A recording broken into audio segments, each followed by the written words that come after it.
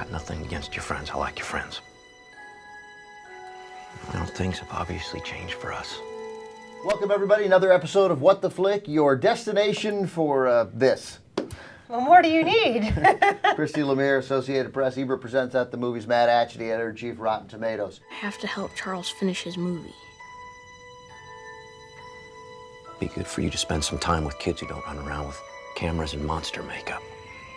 Could you close your eyes, please? Yeah. Super 8, much anticipated. J.J. Abrams, Steven Spielberg. Seems like that would be a significant combination and would lead to brilliance. Did it? Well, let's talk about what the movie's about. J.J. Abrams is basically doing an homage to Spielberg's late 70s, early 80s work.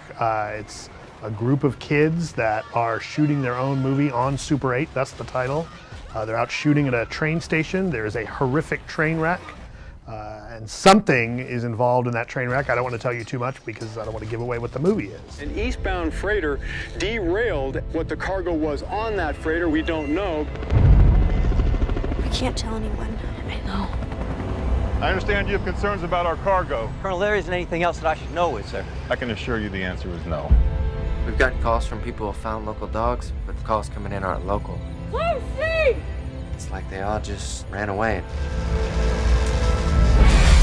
I've got property damage, I've got theft. I've got 9 people missing now. There are things happening around here that I can't explain.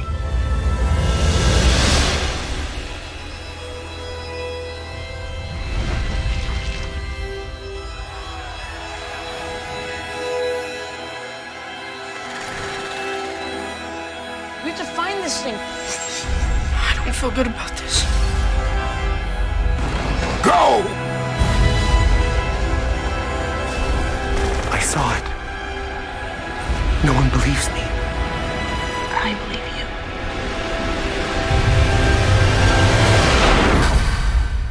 What the hell? I didn't like this movie as much as you guys, so I'm anxious to get into this. I saw 2 different films. The first one, which I liked a lot, and the second one where I got a little bored. Okay, well, so the first half of it, what? The first half of it, when it's sort of this wonderful coming-of-age story about these kids, who are all great, by the way, incredibly well cast. Total naturals. A lot of them had never been in a movie before. Yeah, and then when it gets into the thing that we don't want to tell people about, and it becomes more of a science fiction movie, I didn't care. Well, the thing is the MacGuffin. I mean, I don't think it was a MacGuffin. I think it's it was totally the MacGuffin. It was too important to be a MacGuffin. No, because it was like an English muffin. What's important is the way the kids interact with each other, the way they respond to this, and the way they respond to the parent in their lives, and the way it changes the town. But more importantly, Abrams is capturing a mood, and it's very nostalgic. If you grew up in the 80s, you had this wave of just familiarity and comfort for the movies that you loved growing up. I mean, he's thematically a total homage to Spielberg in terms of the ideas of, kids feeling abandonment and loneliness and how they cling to each other and find adventure through that. Totally. How old do you think these kids were? 12? Right, they're 12. It's 1979. I was 12 in 1979. Okay. The music, these kids are my age. Right. Man, you're old. They're exactly my age. You're older than us. I mean, I was 6 in 1979. I don't know what I was saying. I got all that. Mm-hmm. It's just that all those ideas that you talk about so correctly is what this movie was trying to do and did effectively in parts. Then when this other thing comes in, following that story and what actually happens next and what this thing is, it's this big mystery, really becomes the movie. They stop shooting their movie on Super 8. That's totally gone.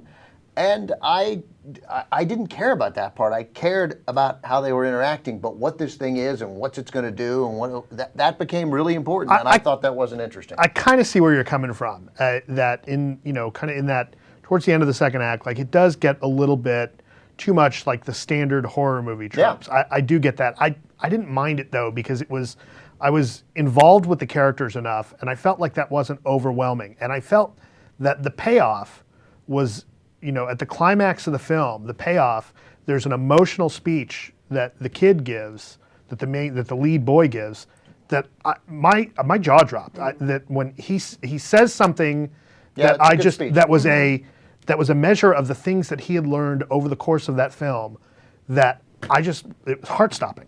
His first movie, Joel Courtney, never been in a film Yeah, before. and 12 years old. you know, between his performance and between the way it was worded and what he said and what that message meant at that moment, it really moved me. And so I was willing to put up with what I did think was a little bit of a weak kind of horror movie trope happening.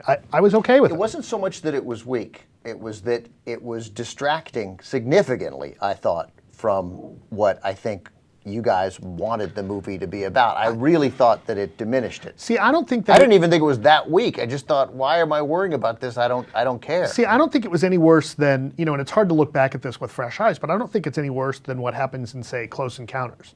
You know, when the little boy gets abducted. Overrated. Sorry. Wow. Sorry, I got something in my That's a whole other conversation to have a whole Maybe I can't time. talk to you anymore. But, or E.T. Right? Or E.T., So if this truly right? is a Spielberg homage, you have to have some kind of sci-fi element to it, which you didn't buy. He clearly. could fly. He didn't need our help. He could fly. My dad hated E.T. Oh my God, He could fly. I cry every time, and I'm a grown Right, but I'm not even talking about E.T. You know, like when the little blonde kid gets abducted in Close Encounters, that scene is terrifying. That scene is really, it's shot and treated like a horror movie scene. And it, you know, as much as we like to think about Close Encounters being about this sense of wonder, there's some standard horror elements in that movie. There's frightening stuff in all Spielberg movies, and they capture that here too, the sense of wonderment and fear. Like even just like technically, of course, it's fetishistic in terms of the camera angles and whatever, like pushing up and in on somebody, like the way the lights in the night sky look and that it's mystical all and it's all unknowns and so there's of course there's fear. Now in I there. felt like there was more danger for these kids in this movie than we had seen in kind of Spielberg's classic work. I felt like this story was more willing to put them in peril than I think we'd seen. With the train crash in the beginning, which is Well, spectacular, by the way. So the also, train again, crash is flawlessly done. He didn't direct this. We should He produced it. Right. And a pretty talented guy directed it. Right. Well, but who has his own style. Well, but I keep bringing it was borrowing very heavily. Well, right. I keep bringing up Spielberg because Abrams has said he's trying to basically make a Spielberg movie here, which he has done. And I think he's done it very well. And I think that this is a fantastic movie. And I think that people should go see it because it's great. You have your 5 best Spielberg, and when I say Close Encounters overrated, it didn't make a significant impression on me when I was 10 years old, the way it did so many other people. So I felt a little left out of that.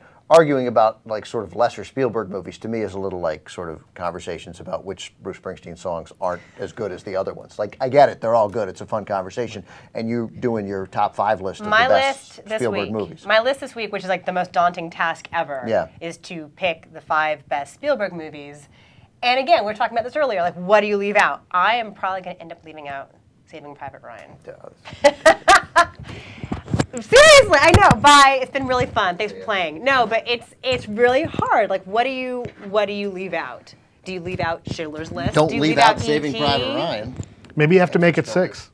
Yeah, maybe. I mean, I want to put Minority Report in there somewhere. That's not going to be. Why don't you just put Shakespeare in Love in, like the Academy, like the Academy. Still bitter all these years later. Yeah, I'm better. It's the best war movie ever, or one of them. Sorry, I don't mean to get off on that. Okay, so let's give the kids were so good. I mean, we talked about Joel Courtney, adorable, and looks like young Henry Thomas in E.T. Oh, it looks exactly like him. Yeah, totally. And Elle Fanning, of course, who is not a newcomer, is great in everything. She was like, fantastic. She was so good. She was 12 playing 14 in this, and she's got that freaky Fanning poise and. She could really go 11 to 15. Maybe even 17 with a lot of eyeshadow on. You know, Kyle Chandler was great. Kyle Chandler he was really good. Riley Griffith, who's the dude, the wannabe auteur, whose movie this is that they're shooting, is very, very good. And Ryan Lee is funny, the other kid, the sort of goofy kid who likes to blow everything up. Yeah, he's good too. All the kids were good. They were all good. Okay, let's get some numbers. 8 for Super 8. 8, because I like easy math. 6 for Motel 6. So it brings the, I mean, I liked it. There were parts that were great. It fell a little short, and it did speak to me, being that these were exactly kids my age. 7.3 for Super 8, and it's a worthy discussion to have. I almost would say people see it and then have this argument about it. But like more intelligently. What are you saying? All right.